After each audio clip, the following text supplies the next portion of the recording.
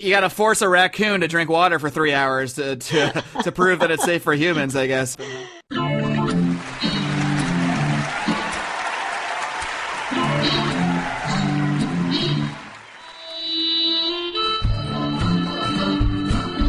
Welcome to the Lions of Liberty podcast. Here is your host, your guide, your shining beacon of liberty, Mark Claire. Hey guys, welcome back to the Lions of Liberty podcast, where I strive to advance the ideas of liberty. We've got a great guest coming up today in this here episode, number 88.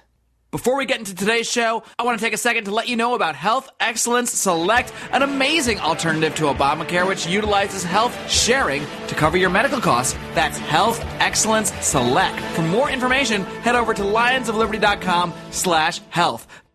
My guest today is a libertarian speaker, writer, and activist. She has been prominently involved in Libertarian Party politics. She is the author of Healing Our World in an Age of Aggression, a book that has been referenced by several past guests of the show as a major influence on their political views. She is also the author of Short Answers to the Tough Questions, which examines how to answer questions that libertarians are commonly asked.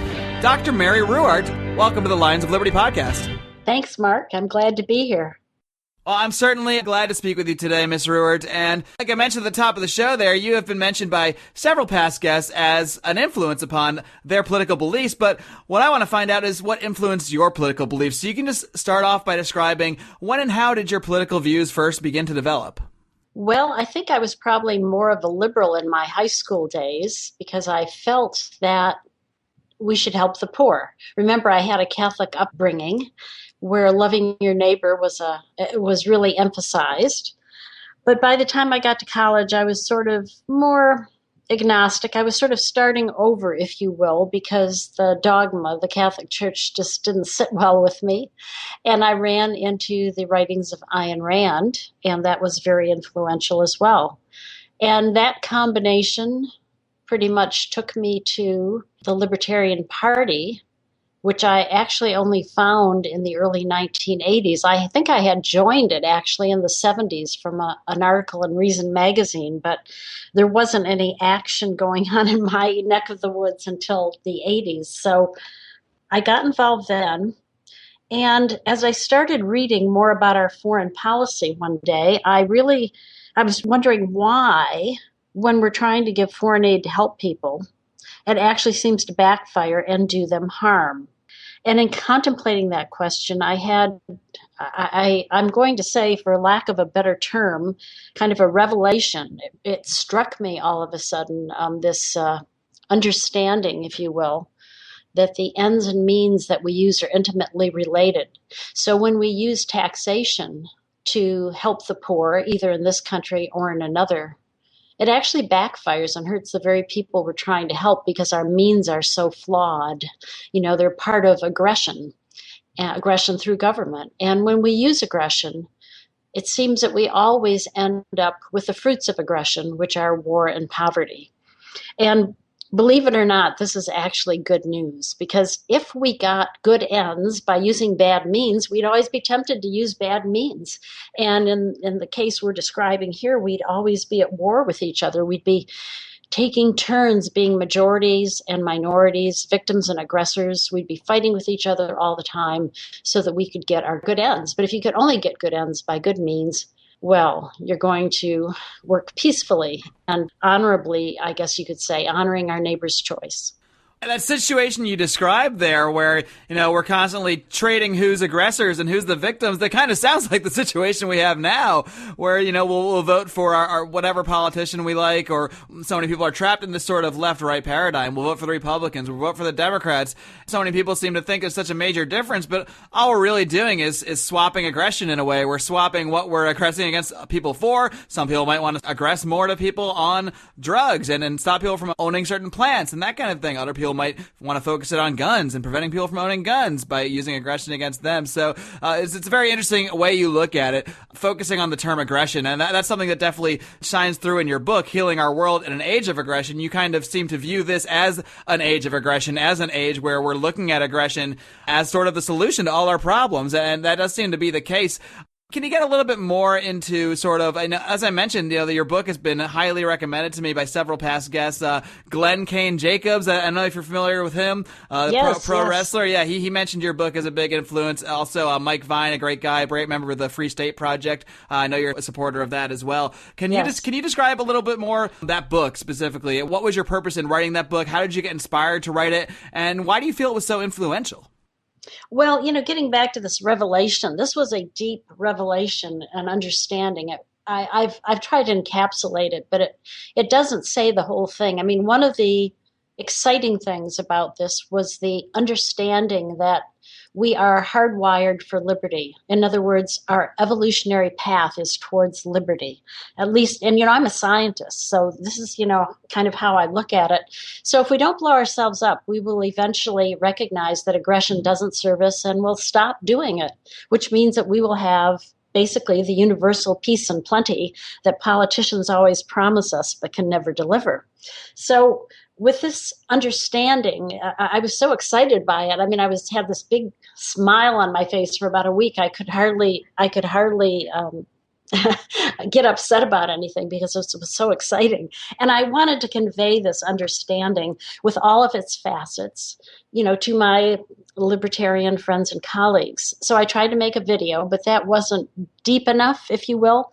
And so I wrote Healing Our World, which is the first book I had ever written, and tried to convey these ideas. And I think why healing has been so popular is it truly is about healing. It's libertarianism with heart, if you will. So that's been missing, I think. We've been very intellectual about defining rights and doing the logical derivation of why it's moral, and et cetera, et cetera. But what speaks to people is heart, emotion. And, people want to know that they will be taken care of if there's a problem, and the way they know that is if we take care of others when there's a problem. And unfortunately, many libertarians didn't understand, I think at the time I wrote this, which was in the early 90s, I don't think they understood how potent our philosophy was and how it would actually bring about all these things that people are always clamoring for, like helping the poor, saving the environment, attenuating crime. So this is what I wanted to convey. And of course, these are topics that libertarians don't normally address. They normally focus on the economics and the financial aspect, but not to the degree that it shows how it helps everyone. Basically, they were just showing that, you had a more robust economy, but it didn't show how it helped the poor, for example, in any great detail. So I think what Healing Our World did is it filled that gap. And it gave libertarians hope, too, because I think when you read Healing, you get that sense that we're headed towards a much better world, and that it's just going to be the logical and biological, if you will, outcome of our evolution. I'm glad you mentioned that, not focusing on sort of just the pure economic aspects and that kind of thing, because I think I used to take that tact, maybe in my younger years. I would, point to this study that shows the economy is better with less taxes and that kind of thing. But ultimately, that doesn't explain anything to people. That doesn't really convey a moral. It doesn't convey any kind of real sense of rights. It really just says, well, I think this is better for X, Y, and Z reasons. But that really opens you up to people saying, well, yeah, I can show you these other studies where I actually think that more taxes are better, and that kind of thing. And you get into this whole argument over benefits and costs and benefits. And really, I think at some point I started to realize that's just it's not the right way to look at things. It's not the right way to look at our interactions with people, cost and benefit analysis. We need to look at our interactions with people and realize they're other people, and realize that we need to kind of treat other people the same way, can treat them with the same rights. And you mentioned rights there. You mentioned your focus on individual rights. So I'm just curious, where do you see rights coming from? I mean, some people see them as coming from a creator. Some people just, have their own view of natural rights. So how do you see that? Well, actually, in Healing, I talked very little about rights because the way I derived everything was from basically from what's going to create a world of universal peace and plenty. And I used the example of what at least most people of my generation learned as children, which is, you don't strike, your playmates, you don't steal their toys. If you break their toys, you replace them. You don't lie about them, or, just the very basics, right? And if you look at this closely, you see it's actually the libertarian philosophy in a nutshell, which we throw out the window when we deal group to group. But most people are libertarians when it comes to their individual interactions. So using that, I basically just kind of explained it from that viewpoint. And I did use a lot of studies and examples. I mean, I think those can be valuable. So I think actually Healing has probably the most extensive compilation of how liberty works in the real world. I think it remains so to this day. So I think that's another exciting aspect of the book. But, really it kind of, I think maybe part of its attraction is it addresses the kinds of questions that Christians have, which I was able to address because of my Catholic background. Liberals have because of my background as a liberal. An environmentalist, again, my background as an environmentalist. You got the full spectrum covered. Yeah, and again, even today, there aren't a whole lot of books that address these issues, at least certainly not together, and even individually, unfortunately. It's certainly better than it was in the 90s, but many of the things that we write as libertarians are very academic, and they're very helpful in academic circles, and I think we're winning the academic battle, but we're not winning hearts and minds because people simply don't hear us talking about helping the poor. We don't talk to them the things they're interested in, saving the environment or whatever their particular item is. And the nice thing is that liberty takes care of all these things. Liberty is the best optimizer, shall we say, of protecting the things that give us a peaceful and prosperous world. So we have a beautiful, multifaceted philosophy. And I think we need to, when we talk to people, find out where they're coming from and address their issues. Sure, and I think you mentioned helping the poor there, and I think that's probably one of the top objections you get, libertarians will get. They'll say, yeah, your libertarian idea sounds so great, but what about all these poor people? What about all these people that are destitute? What about these people on the streets? Who's going to help these people if you don't have the government coming in and getting some tax money and helping them out? People will say, well, libertarianism sounds fantastic, but at the end of the day, it's a heartless philosophy because it doesn't actually have a system, have a method for helping the poor. So what would you say to that? How does a libertarian philosophy actually benefit people that are poor? Well, liberty is what helps the poor create wealth. Government regulation is what drives them out of business, literally, and out of their jobs. And this is why it's so much fun to talk about the Institute for Justice, because it goes in and sees these minorities, because they are mostly minorities, who can't afford to fight the system, get an expensive license. For example, taxi cab licenses in New York City cost hundreds of thousands of dollars, and who can afford that? You might have a car and be able to have a little taxi service, drive your neighbors around, but you sure can't do it if you have to spend that kind of money for a license. It's crazy. My aunt actually owns a taxi medallion in New York City, and she doesn't drive a taxi anymore. She did at one point, but she's holding on to it for now because it's worth, I think they valued it at over $1 million, like something like $1.5 million she could probably get for this thing, and she's still holding on to it. But yeah, it's so crazy. I mean, and that's just for the privilege of driving a taxi in New York City. Whereas luckily a lot of cities are and we're seeing these ride sharing services like Lyft and Uber, which I use here in LA, but there's other cities where they're banning it. And now you have to rely on these taxi services. I mean, my girlfriend went to Las Vegas yesterday for a work trip, and she realized when she got there, when she looked up on her phone, that there's no Lyft in Las Vegas. I don't think they allow Lyft or Uber or any kind of ride sharing there. And she ended up getting taken on a ride, and she only really realized afterwards that she totally got ripped off by this cabbie. She got just kind of driven around in a roundabout way, didn't go to a direct route to her destination. It wasn't until her ride back that she realized, wait a minute, this I got totally screwed over before. And I don't think that ever would have happened if you were in a Lyft or in an Uber where you have the map there.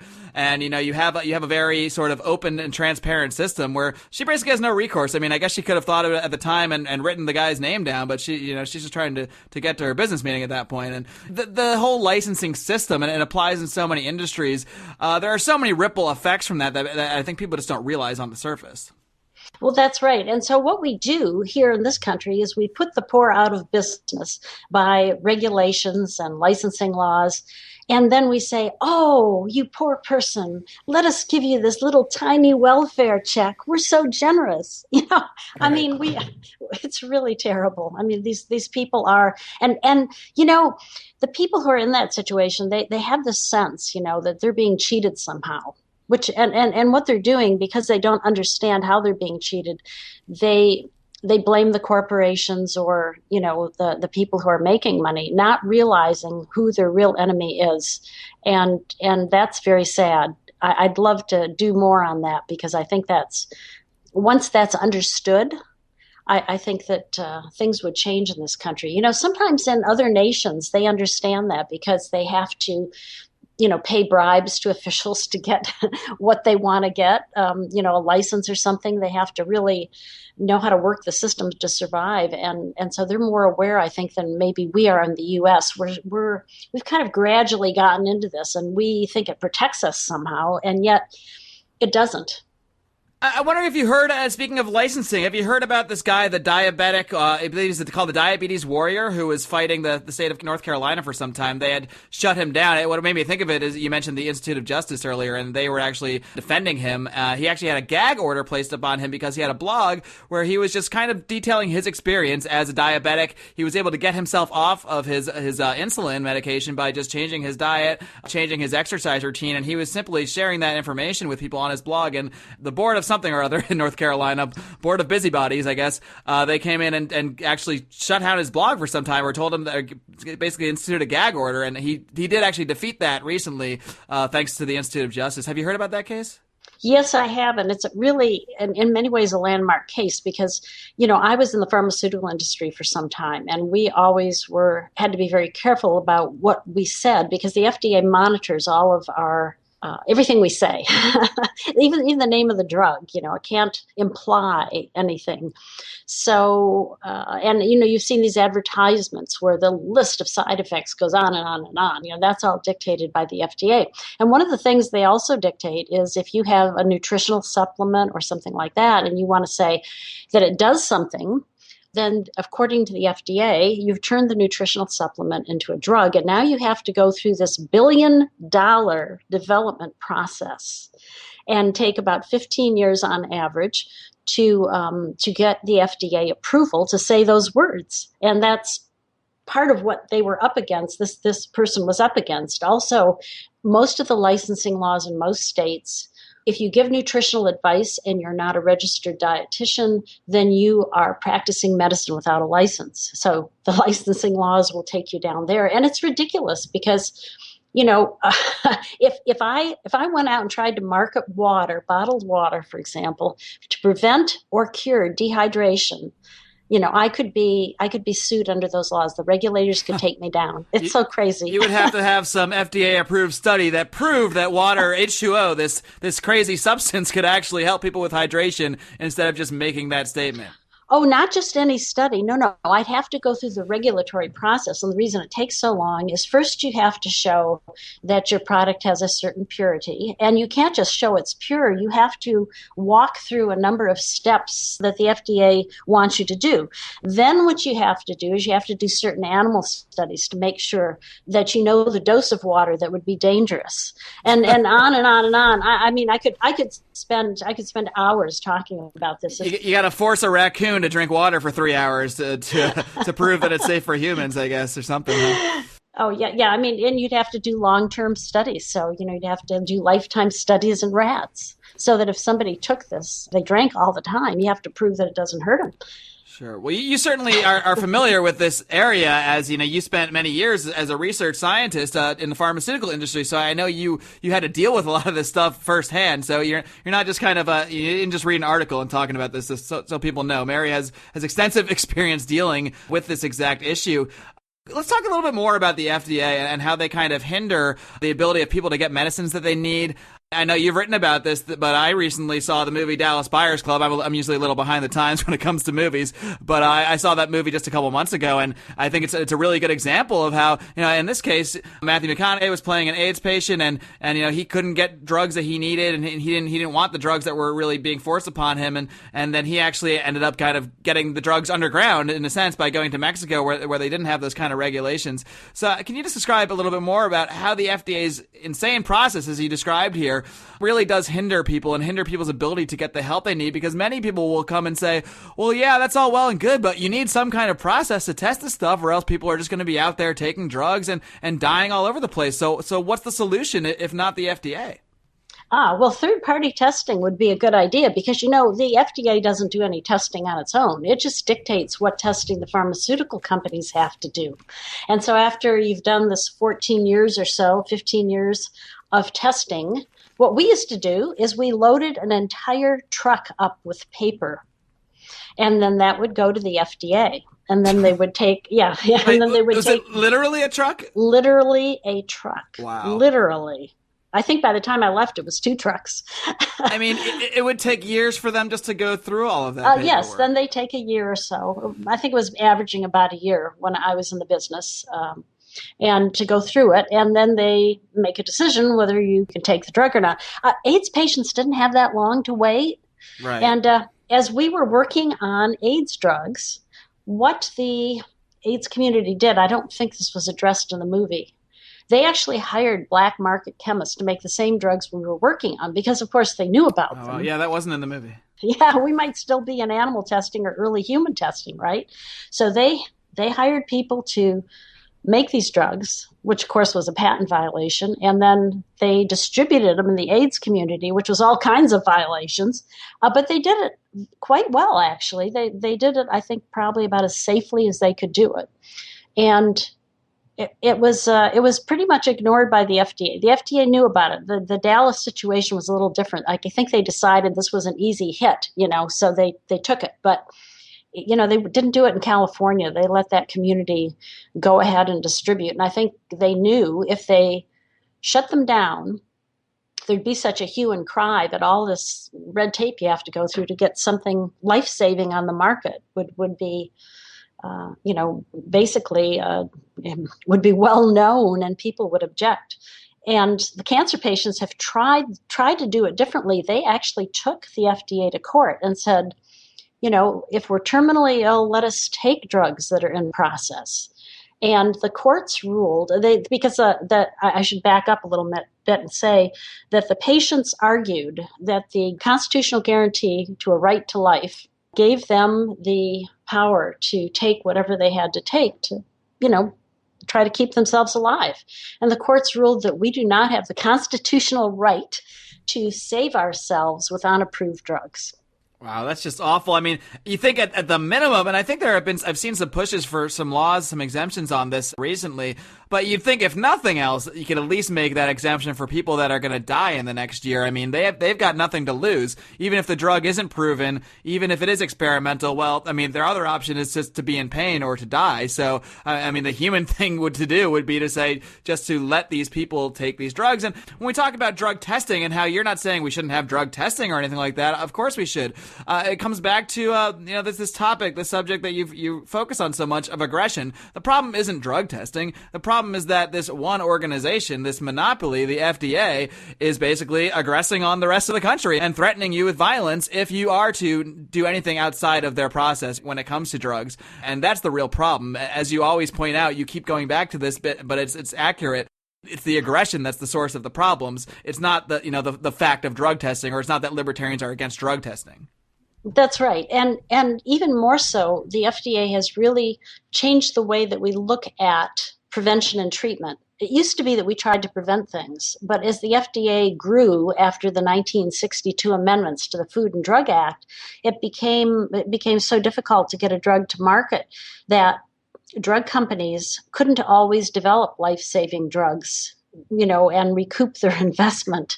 And it's even worse with prevention, because what started happening is the FDA started requiring nutritional supplements to go through the same process if they wanted to make claims.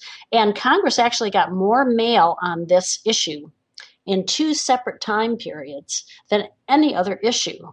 People said, this is ridiculous. We want our supplements, and the FDA had to back off. But they're still trying. And so we're going to face a problem because I was a scientist back in the time when we didn't have genetic manipulation of animals, right? So we had to create diseases, and our rats were pretty healthy. And the reason they were healthy, in part, was because we gave them all the vitamins and supplements they needed. So to make them sick, to make them get heart disease, or to make them get diabetes, or to make them get liver disease, we had to take away some of their nutrients. That's how we created our animal models for drug testing. Now, this tells you something. It tells you that if you can have optimal nutrition, you can prevent a lot of disease. Maybe not all of it, but a lot of it. So the pressure that the FDA has put on the nutritional supplement industry and has prevented people from knowing about important nutritional advances is really detrimental. For example, in the early 1980s, we knew that the B vitamin, folic acid, prevented neural tube defects. And those are like spina bifida, all those really horrible birth defects that put children in institutions, right? But the FDA would not let folic acid manufacturers talk about that. Even when the CDC, the Center for Disease Control, another government agency, started recommending that women of childbearing age take folic acid, the FDA still would not let manufacturers talk about even the recommendation of this other government agencies. That's unbelievable. Yeah, and then what it did is, after it realized that, they had to do something, they demanded that certain foods be supplemented with folic acid, which isn't as good as giving someone a supplement, because when you give a supplement, you know what's in it. When you put it in food, you don't know how much food the women are getting. So it's really sad. Mary, I've got just a few more questions, but first, I want to take a minute to tell everyone about our sponsor. If you are frustrated with your current insurance, you need to check out Health Excellence Select. Now, until last year, I was just like you guys. I saw my health insurance cost double and my deductibles skyrocket thanks to the Obamacare health insurance mandates. Determined not to participate in this corporatist scheme, I sought an alternative and found out about health sharing, a fantastic concept in which your monthly fees go directly to pay the medical bills of others, not into the pockets of some crony capitalist fat cat. Health Excellence Select combines health sharing with a patient care personal assistant, 24/7 phone access to board-certified physicians, and discounts on dental, vision, and other benefits. The best part is that for most people, plans with Health Excellence Select are much more affordable than Obamacare insurance, and it meets the legal mandate, so you will not be fined for using it in lieu of insurance.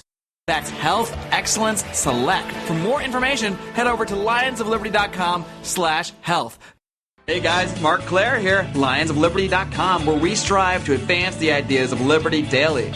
We bring you the Morning Roar. That's right, every Monday to Friday we'll have a brand new edition of the Morning Roar, where we provide a roundup of some news stories that you may not find in the mainstream media or even in your typical social media newsfeed. We find stories that relate to the ideas of liberty and provide you with our liberty perspective on them. We wrap it all up every Friday with Felony Friday, where our own John Odermatt goes out and takes a look at some sort of felony. There's felonies committed every day, whether it's a felony committed by the police, a politician, or even an average citizen. You can find all of this and so much more over at lionsofliberty.com, advancing the ideas of liberty daily. Mary, one other thing I want to touch on here, the subject that's been all the rage lately, I guess. Everywhere I look on my social media, someone's got an opinion on it, and that's the vaccine controversy. I don't even know if it's a controversy, but it's a subject that's certainly come up lately, I guess, with the breakout of measles at Disneyland, and so many people are justifiably concerned. But I think there's justifiable concern on both sides. I think many people are concerned about what might be in vaccines, about the possibility of getting injuries from vaccines, whereas other people are legitimately concerned perhaps about their children acquiring diseases that they shouldn't be having to acquire. So what is your view on that? I know that you've written about this a lot lately, but how do you see the balance between the efficacy and the safety of vaccines as it relates to sort of, I guess, libertarianism? Because I know that I've seen even libertarians argue that, well, when it comes to vaccines, it's a public health issue, and you can't have people just wandering around unvaccinated because they just will pose a danger to other people. So I've seen some vague arguments, at least, for even forced vaccination from even libertarian circles, and if you're getting them from even libertarian circles, you're going to get them from the other circles too. So what is your view on that?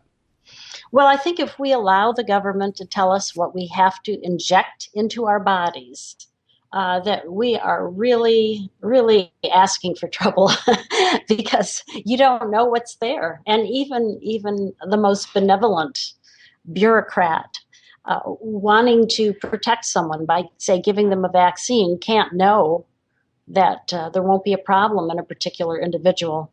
Vaccines have side effects, just like every other drug. There's no drug that doesn't have a side effect.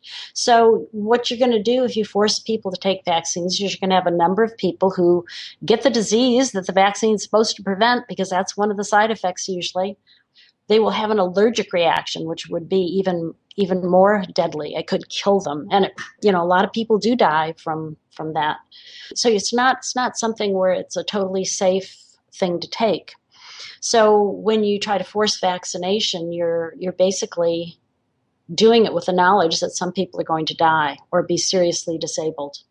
And if you look at the flip side of that, certainly for something like measles, there is no reason to do that. I mean, I got measles as a child, and what happened in a lot of families is they went to measles parties to spread it, because you wanted, especially your female children, to have that immunity, because if they got pregnant and then they got measles, it would really be hard on the fetus. So, and that's good immunity, good in the sense that it lasts for a lifetime, pretty much. Now, with these vaccines, we're finding that it doesn't last for a lifetime. So all of this vaccination that we've had is not necessarily protecting us. There's probably a really substantial part of the population that thinks they're protected, and they aren't. And then that brings a question is, should you give multiple vaccinations throughout the life of a person? Well, again, there's some risk there. And the biggest risk, which doesn't get talked about much, even in libertarian circles, is the fact that we give close to 36 injections into children before they're 3 or 4 years old. And that really, their immune system is not always capable of handling that. And we really haven't gotten a good fix on how dangerous that might be. So there's a lot of things going on. Yeah, and I mean, I'm just a layman here. I'm obviously not a research scientist or a doctor or anything like that, but from my point of view, if you're giving all these vaccines at the exact same time and there is a complication, well, now you might have trouble identifying the source of the complication, whereas at least if you kind of administered them in a different way and that you had an adverse reaction, you can say, okay, we know it was definitely this specific vaccine that this person had an adverse reaction to. But when you're just lumping them all together, and if something does go wrong, you mentioned side effects of vaccines, and when I have these conversations, people tend to just gloss over them, and they say, well, yeah, sure, with anything there's going to be issues, yada, yada, yada. But anyway, cost-benefit-wise, it still makes sense to take the vaccine. That may be true. I mean, I think that's a decision for people to make, but you can't just act like vaccines are as safe as a cup of water. I mean, that's right. I mean, the FDA might want us to test the water more than the vaccine at this point. But yeah, I mean, there are identifiable problems that people have had by taking vaccines. That's undeniable. And I think people will kind of throw out the autism thing as the sort of, that's a red herring to me. I don't talk about autism when I'm talking about the safety issues of vaccines. I talk about the actual problems that people have seen. People have gotten Guillain-Barré syndrome. People have experienced all sorts of nerve issues. Might not be extremely common, but it does happen, and we can't just pretend that there's not a risk there. Right, and that's part of the reason that the government has taken over the liability of vaccines, because the manufacturers said, we're not going to make them anymore because, it's simply creates too much liability for us versus, what we can get for the vaccine. So they aren't, they don't want to do it. And you can see why, because vaccines are biological products. And biological products injected into you can cause an immune reaction that is not the one you're looking for. You can make antibodies to the components of vaccines, and the next time you get one, you can have kind of a serious reaction. So we don't know enough. But the good news about this, Mark, really, the good news that I think it's hard for a lot of people to see, but the good news is we don't have to force people to take vaccines to be protected. There is, enough people feel comfortable taking them, that there's a certain level of protection. And that is probably why, even though the vaccines don't last as long as people think they do, that we haven't had much in the way of measles or other childhood diseases in quite a while, because, we have good health in general as children, although I could talk about that too. Well, sure. I guess it depends on what you're feeding your children nowadays, right? Yes, but by and large, we have a fairly sanitary, shall we say, healthy society. And if you look at the graphs of people who have died from these childhood diseases, you see they were going down before the vaccine, and the vaccine's a tiny blip on a curve that's already going down. Right. The vaccine for measles didn't come around to the 60s, isn't that right? That might be. I'm not sure. I think it was the early 60s. I'm not the expert here, but it was long after the real measles outbreaks were really going on. It was already dropping significantly when the vaccine came out. Yeah, it's been dropping really since the early 1900s. There's some really good graphs on the web. If you look them up, you can kind of see measles incidents since 1900 or something. You'll get some really good graphs. Now, Mary, as I mentioned a couple times in the show, your book has been very influential. It's influenced several of my past guests, but I'm wondering if you have a book recommendation for anybody out there that might just be hearing this interview, other than your own, of course, which we'll link to in our show notes over at lionsofliberty.com. Do you have any book you would recommend to people who are maybe just getting interested in the ideas of liberty? Maybe they hear this interview with Mary Ruwart and they say, oh, okay, this Mark guy, he might be crazy, but she actually makes sense. So what would you recommend to people out there? Well, there's so many books out there. If I might paint this with a rather broad stroke, what I'd like to do, for example, is people who are interested in the environment, I would like them to go ahead and go to the publications from PERC at perc.org. Especially the ones I like are by Terry Anderson. He's got so much on the environment, and I think this is an issue that we don't deal with well. So I would definitely recommend that. And I'd also recommend that your listeners go to the Institute for Justice website, ij.org, and go to the economic freedom issues. And what you'll see there is how the Institute is helping people who have been regulated out of business, or have, the government's attempting to regulate them out of business, have gone to IJ and really been able to push back the big hand of government. I think this is the kind of thing that is where we need to go as libertarians. We need to educate ourselves about how government is hurting the poor, and how only libertarians are coming to their rescue, because, of course, both Democrats and Republicans believe in regulation.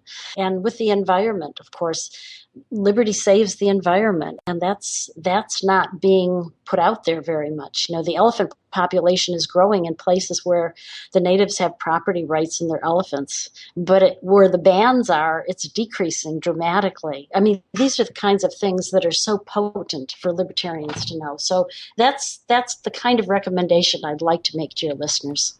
Well, that's great. And I think that the issue of the environment is another one of those tough issues that can be very difficult to explain to people how we would sort of view that working in a libertarian context. It's an issue we discussed on the show before. And I think it's important to have ways to address all these various concerns that people have, because I think a lot of the objections people have to libertarianism, it's not necessarily the moral part. I mean, I can pretty much convince people, yeah, you shouldn't steal from your neighbor, and they're all with me. It's only when you get into these bigger issues and they say, yeah, but what about the environment? But what about the drug industry? What about this and that? And that's where they're the only solution they see is these government entities, because it's the only solution that's really been presented to them. So I think it is very important for people like yourself and people like Terry Anderson out there giving real solutions to a lot of these problems, because the solutions are there. We just maybe need to do a better job of effectively communicating them. And Mary, you certainly are an effective communicator yourself. I'm glad you are a voice for liberty. I'm glad you've got your book out there. I know you've had a couple editions of the book. Are you planning any other additions to the Healing Our World, or any other books ahead for you? Yes, there's going to be a new edition of Healing Our World. It's being published jointly with Sunstar Press, which is my mark, and the International Society for Individual Liberty, which is, of course, a great organization, ISIL.org. I should say I'm chair, so of course I think it's a great organization. And I will recommend one book, because there's one that's kind of different. The president of the International Society for Individual Liberty is Ken Schoolin, and he wrote an illustrated free market fable for his college class, which is very popular, called The Adventures of John Jonathan Gullible. It's really different. And it's a fun thing to share, I think, with young people and people who really don't want to read a big libertarian book. So if you're looking for something small to give your libertarian friends, or your non-libertarian friends, I should say, to get them started, that might be a good one. And give it to your libertarian friends, too, while you're at it. Everybody can always use more ammunition in this conversation we're having. So, Mary, thank you so much for joining me today. I really do appreciate it. It was great to talk to you. You're so knowledgeable on so many issues, and we could probably go on for hours and hours and hours, but at some point we do need to wind the show down. Before I let you go, why don't you just take a second to give everybody a summary of where they can find everything you're doing, your website, how they can find you on social media, how they can connect with you, and how they can find all your books. Well, I have 2 Facebook sites. One is a fan page, one's a personal page, but they sort of both work as libertarian pages. And you certainly can go to my website, which is ruwart.com, ruwart.com. And there's a lot of free stuff on my website, excerpts from my book. Actually, Healing Our World, the 1992 version, is there in its entirety for free if you feel like you'd like to read before you buy or just read. Also, you can go to the Advocates for Self-Government. The website is theadvocates.org, and sign up for their newsletter, The Liberator Online. I have a web column there called Short Answers to the Tough Questions, so that's where that book came from.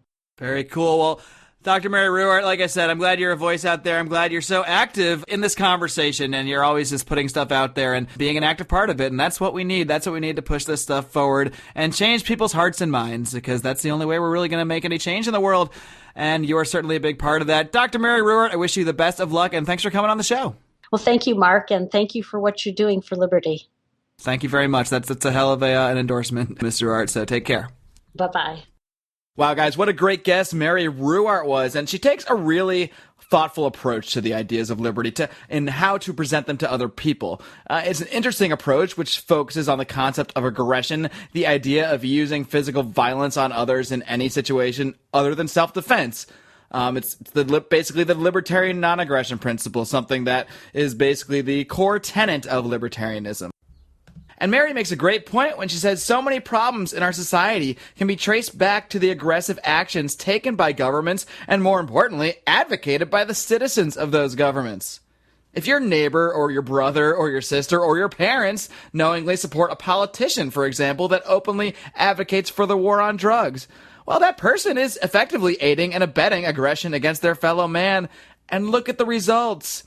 Billions of dollars wasted, millions of people in jail, the vast majority of whom have not aggressed against anyone else themselves. They are essentially innocent people. And they're locked behind bars for simply possessing a plant. These are acts of aggression, and support for these things, financial support, obviously we all financially support it because our taxes are coercive. We have no choice but to pay them. But to knowingly support this, to knowingly support politicians, well, these are aggressive acts. You know, actions do have consequences. Voting for a politician that supports the war on drugs has a consequence, and these are the places we need to focus.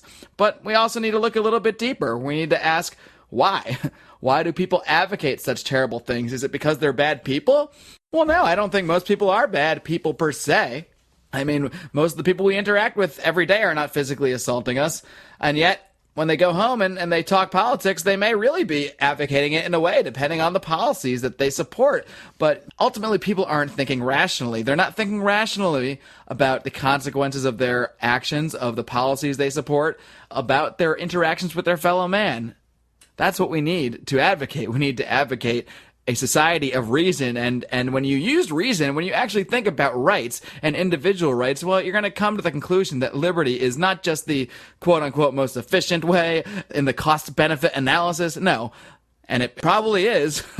A lot of evidence seems to support that it is, but no, liberty is the only moral situation. Individual rights is a moral imperative of mankind. But when we just come up with policies purely on a cost-benefit analysis and don't think about individual rights, sure, that's when we're going to get tyrannical policies. Many people may say the war on drugs is great because it goes after drugs and they're bad. Well, okay. What moral belief caused you to have that viewpoint that you can essentially advocate violence against people who have not violated anyone else's rights? I don't know if it's something we can figure out in the course of this podcast, but it's the way we need to look at things, and it's the way we need to advocate other people look at things.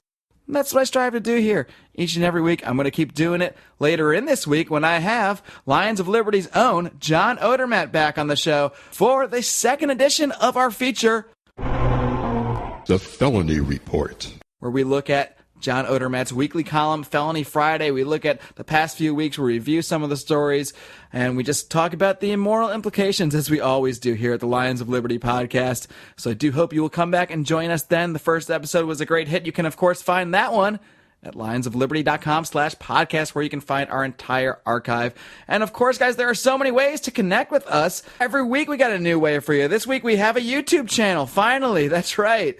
Look for us on YouTube. We'll start posting some of our podcasts there, maybe get some other videos up. If you have any suggestions, feel free to hit us up. Hit me up, Mark, M-A-R-C, at lionsofliberty.com. You can drop me an email anytime with suggestions about what you want to hear on the show, what you want to see us talk about, or maybe what you want to see us do on YouTube. We are open to ideas, my friends, and there are so many ways to connect with us on social media. At Twitter, at Lions of Liberty. Find us on Google+, at Facebook now, facebook.com/Lions of Liberty. Not only that, but we have the Lions of Liberty Forum on Facebook. If you want to hop in and interact with myself, interact with our other great contributors. Some of our past guests are even in there. So come and find the Lions of Liberty Forum. We will, of course, link to all this stuff on the show notes for the show over at lionsofliberty.com.